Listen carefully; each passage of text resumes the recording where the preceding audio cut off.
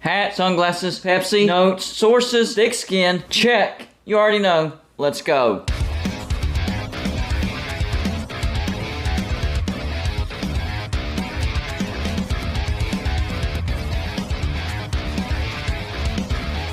Welcome to Golden Blue today, everybody. This is a college football channel. So if you like college football, hit the like and subscribe button. It's that simple. Also, send gear to represent your team and be a part of my background forever. All you have to do is send it to P.O. Box 360, Liberty, South Carolina 29657. West Virginia gets an unexpected win against Oklahoma State. Of course, I live streamed the game. I was watching that game. I was watching Michigan at Ohio State. I was watching South Carolina at Clemson. And I was also watching Georgia Tech at Georgia. I was kind of flipping through it. And don't worry, I will upgrade my game and get multiple monitors as the channel gets bigger. So West Virginia grabs a win. I was not expecting West Virginia to go on the road and beat Oklahoma State, but apparently Oklahoma State is a very bad team. West Virginia finishes the regular season 5-7.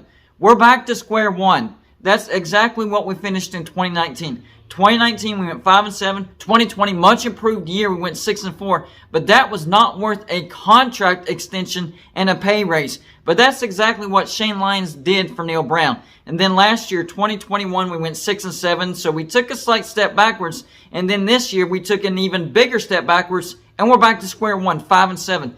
The crazy thing is the offense looked much better this year. That was the thing that everybody was worried about. We went out and got Graham Harrell, great offensive coordinator. That attracted JT Daniels. And JT Daniels got off to a good start to this season, but I think the wear and tear on the season, having a bad defense, scoring a lot of points but still losing games, kind of wore on him, and he started to try to force balls and started throwing interceptions. And of course, eventually he got benched for Garrett Green. We saw some Nico Markle yesterday, and I liked what I saw, but you could tell he was a freshman. He was a young kid, but I think he has a lot of potential. Why we just started using him in the last game of the season, I have no idea. We could have been using this kid throughout the entire season, whether it was garbage time or whether it was in meaningful time. We could have been using Nico Markle a lot more without having to burn his red shirt. Well, we finally saw some of Nico Markle yesterday, and I liked what I saw. But the story of yesterday's game was running back Jalen Anderson. True freshman, 15 carries for 155 yards, including two 50-plus yard touchdown runs. He torched that Oklahoma State defense.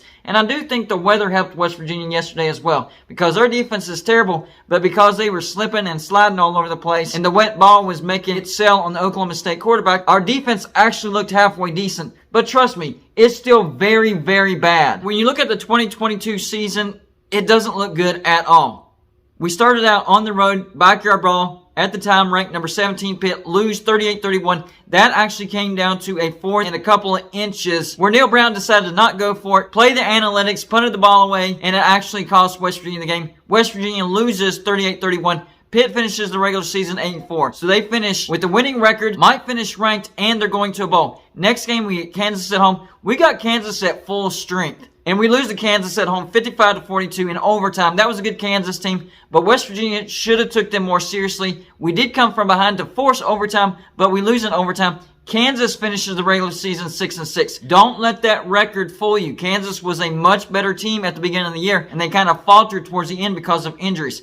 After that, we get a win against FCS Townsend. That was a gimme game, 65-7. Another gimme game at Virginia Tech, 30-10. Virginia Tech finishes the regular season 3-8. So as bad as West Virginia was, Virginia Tech was even worse. After that, on the road to a good Texas, got literally obliterated, 38-20. Most of that was in the first half, 28-7. That's when I jumped off the Neal Brown bandwagon. Texas finishes 8-4, so they were a good team. We come back home, beat Baylor, 43-40. We just got a lot of bounces to go our way. Baylor finishes the regular season 6-6. So really, that wasn't a great win. After that, on the road, Texas Tech, we get blown out 48-10. This is whenever our offense started looking really, really bad. Texas Tech finished the regular season 7-5. So they were a decent team, but not a great team. After that, number 7 TCU at home. We actually played them very well, but in the end, TCU wins 41-31. TCU undefeated 12-0 going to the Big 12 championship. After that, at a bad Iowa State, we lose. Our offense was a no-show, 31-14. Iowa State finishes the regular season 4-8. We lose to a 4-8 last place Iowa State on the road.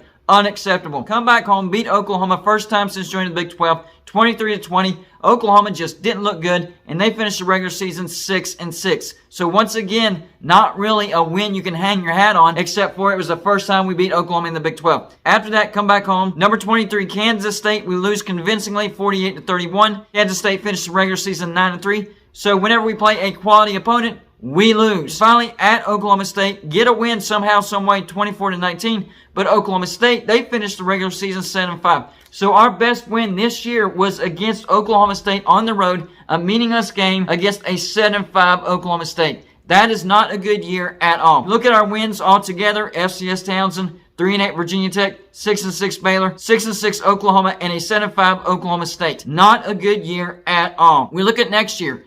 At Penn State, that's going to be a loss, guys. FCS Duquesne, win. Pitt at home, win. Pitt's not going to be quite as good as what they were this year, and it's at home. But take a look at all of our road games. At Baylor, at Kansas State, at Oklahoma, and at TCU. I have them all as losses. So we have to win out on the rest of our home games to get to a bowl. Iowa State at home, Oklahoma State at home, Texas at home, Texas Tech at home. I think there's a loss in there, and West Virginia could finish 5-7 if we keep Neal Brown. West Virginia has the talent. Our coaching is just not cutting the mustard. We look at what happened during the regular season. Lane Kiffin signs an extension at Ole Miss, so they're not looking for a new head coach, and he's not looking to go anywhere. Nebraska picks up Matt Rule, so he's off the board. Kansas extends Lance Leipold, so it looks like we're not going to get him. And Liberty extends Hugh Freeze, so it looks like Hugh Freeze is off the board. Now, those two names aren't completely off the board, but Lance Leipold and Hugh Freeze signing extensions makes it a little bit more difficult for West Virginia to attain. That leaves Tom Herman, and I'm a big Tom Herman fan. I think he would do wonders at West Virginia. He recruits at a high level, and he's a winner. He didn't get fired at Texas because of his lack of success.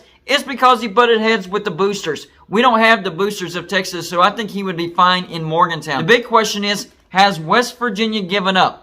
It was a bright spot to see Shane Lyons fired from West Virginia. We thought, hey, maybe that was a writing on the wall for Neal Brown. Maybe he's going to be fired as well. But I'm hearing it was because he was not using the football budget like he should. West Virginia can afford a Power 5 coaching staff, but we're paying out Group of 5 money. And I'm not saying Neal Brown deserves Power 5 money. I'm saying West Virginia needs to go out and get a Power 5 staff with Power 5 money. Hey, if you want to go look for the diamond in the rough, fine, whatever. But guess what? Eventually, you'll have to pay that person Power 5 money if you want to keep him. West Virginia needs to turn into a destination, not a stepping stone. And yes, I do think that West Virginia could afford $7 to $8 million a year instead of $4 to $5 million a year. That's ridiculous. There are no more Don Nealons out there that are willing to be a good head coach and stay at West Virginia for a Group of 5 money. It's not going to happen anymore. Those people don't exist. West Virginia needs to stop throwing in the towel. We need to pay Power 5 money for a Power 5 coaching staff, or we're going to see the same results year after year after year. Maybe have a good year here and there, 8-4. Wow, we're going to a halfway decent bowl. That's not West Virginia football. West Virginia has a rich tradition,